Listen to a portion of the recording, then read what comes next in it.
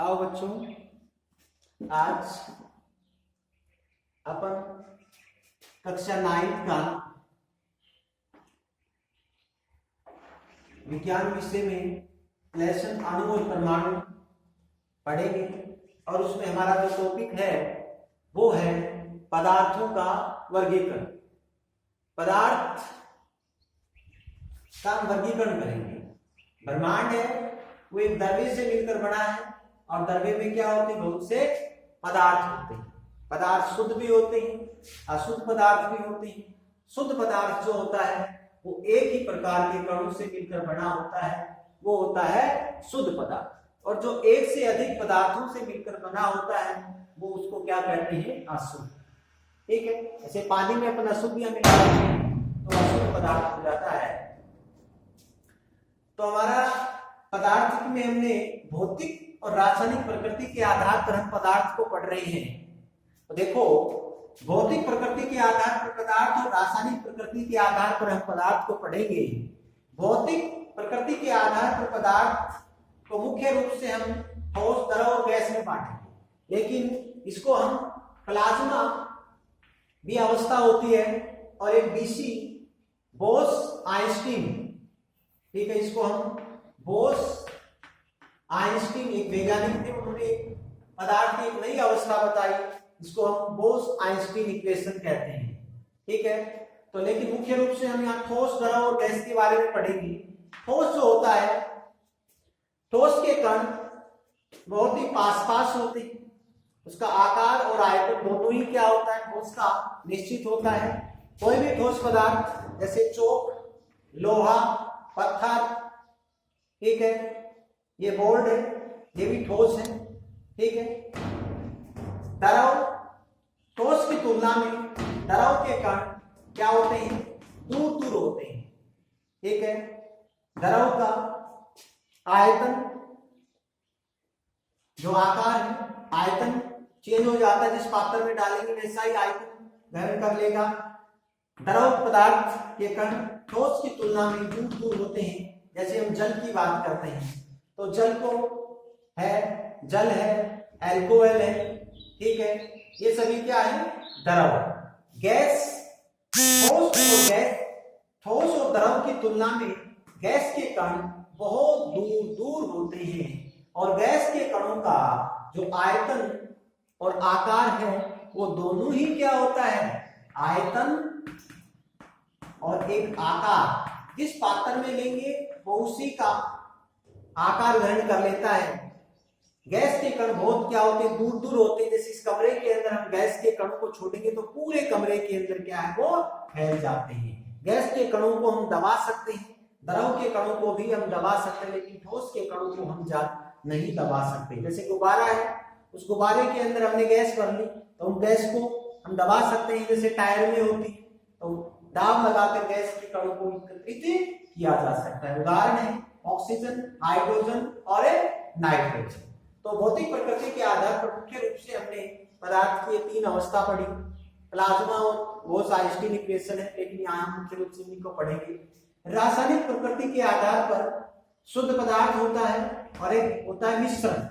शुद्ध पदार्थ को हम यौगिक और तत्व दो भागों में बांटते हैं।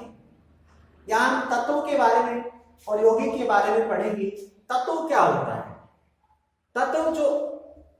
तत्वों के बारे में सबसे पहले रॉबर्ट बोयल एक वैज्ञानिक था, उसने 1661 में तत्व शब्द दिया था, या इसको तत्वों के बारे में बताया था। किसने, रॉबर्ट बोयल ने। कब, 1661 में। तत्व आवर्त सारणी में अभी तक 118 तत्वों की खोज हो चुकी है। तत्व है वो एक ही प्रकार के परमाणु से मिलकर बना होता है। कोई भी तत्व है वो एक ही प्रकार के परमाणु से मिलकर बना है। ठीक है, जैसे हाइड्रोजन है, hydrogen plus hydrogen H2, oxygen, ठीक है। इसी प्रकार से तत्वों को रासायनिक क्रिया द्वारा सरल पदार्थों में विभाजित नहीं किया जा सकता। तत्वों को हम धातु, अधातु, उपधातु में वर्गीकृत किया जा सकता है। जैसे तत्व को हम आगे धातु है, धातु आवर्त सारणी में धातु है लगभग 85 के करीब।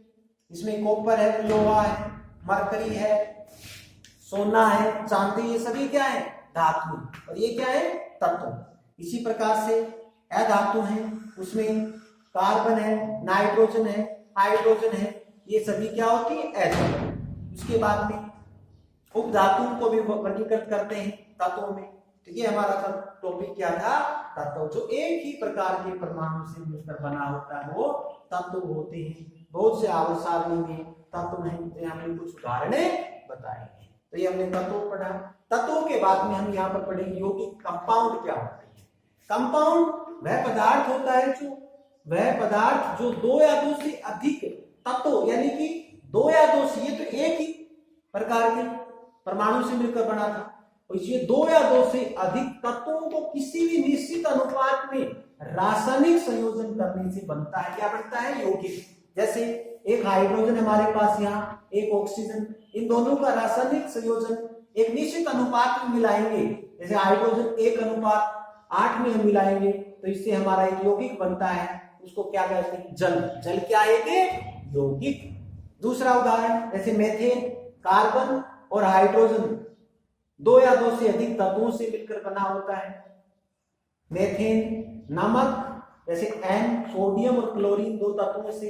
चीनी, ठीक है, शर्करा जिसको बोलते हैं, शर्करा, ये सभी क्या है? यौगिक के उदाहरण। क्या है? यौगिक के उदाहरण है। तो हमने तत्व और यौगिक के बारे में अलग अलग वर्गीकरण किया, उनके उदाहरण पढ़े। काफी बार आपसे पूछे जा सकते हैं तत्व और यौगिक। उसके बाद में रासायनिक प्रकृति के आधार पर इसी का एक भाग है मिश्रण। मिक्सचर क्या होता है? सबसे पहले हम बात करते हैं मिश्रण क्या होता है। तो मिश्रण क्या होता है? जो दो या दो से अधिक तत्वों या यौगिकों को किसी भी अनुपात में मिलाया जाए। मिश्रण क्या होता है? जो दो या दो से अधिक तत्वों या यौगिकों को किसी भी अनुपात में मिलाने पर वो मिश्रण बनता है। एक की मात्रा चाहे कम ले लो चाहे ज्यादा ले लो, किसी भी अनुपात में मिला देंगे तो क्या होता है? मिक्सचर बन जाता है। ठीक है, जैसे मिश्रण हमने दो तत्व ले ली, ठीक है, उनमें को आपस में मिलाने से क्या बनेगा? मिश्रण। अब मिश्रण को फिर आगे हम बांट सकते हैं। एक होता है सममांगी मिश्रण, एक होता है विषमांगी मिश्रण। सममांगी मिश्रण क्या होता है? इसमें समान संगठन हो, इसमें समान संगठन, समान अवस्था एक जैसी हो, वो क्या होता है? सममांगी मिश्रण कहलाता है। जैसे जल में हम चीनी मिला देंगे, ठीक है, तो वो उसकी अवस्था, ठीक है, वो किस प्रकार का मिश्रण हुआ? समगामी मिश्रण। जैसे चाशनी बन गई, जल में हम नमक मिला देंगे, ठीक है, तो वो एक संगामी मिश्रण बन गया। ठीक है, जल एक शुद्ध पदार्थ था, उसमें चीनी मिलाई, दो या दो से अधिक यौगिक से मिलकर क्या बन गया? वो एक संगामी मिश्रण बन गया। इसी प्रकार से विषमांगी मिश्रण। विषमांगी मिश्रण क्या होता है? इसमें असमान संगठन हो, यानी कि संगठन, उसके कंपोजिशन वो भिन्न भिन्न हो। जैसे एक संगठन कैसा है? बालू, ठीक है, और एक हुआ नमक, तो आपस में मैच नहीं हो रहा है, मिल नहीं रहे हैं, अलग से मालूम चल जाएगा बालू भी इसमें नमक भी है। या चीनी में, पानी में हमने चीनी मिलाई तो हमें ये मालूम नहीं चला कि इसमें क्या है, वो घुल के एक जैसी अवस्था बन गई। लेकिन यहाँ अपन, ठीक है, जैसे एक उदाहरण ले सकते हैं, पानी में अपन क्या मिलाएंगे? बालू मिला देंगे, तो बालू मिलाने के बाद क्या हो जाएगा? पानी में बालू नीचे अलग से जम जाएगी, न कि उसमें मिलेगी। तो वो किस प्रकार का मिश्रण होगा? विषमांगी मिश्रण। ठीक है, तेल में जल मिलाएंगे तो वो एक अलग अवस्था बन जाती है। तो ये चीनी और नमक का मिश्रण जो होता है वो भी क्या है? विषमांगी मिश्रण के उदाहरण है। तो ये सभी क्या है? विषमांगी मिश्रण के उदाहरण है। तो मिश्रण पढ़ा हमने। आज का टॉपिक में हमने पदार्थ का वर्गीकरण पढ़ा, उसमें भौतिक प्रकृति के आधार पर, रासायनिक प्रकृति के आधार पर पढ़ा था।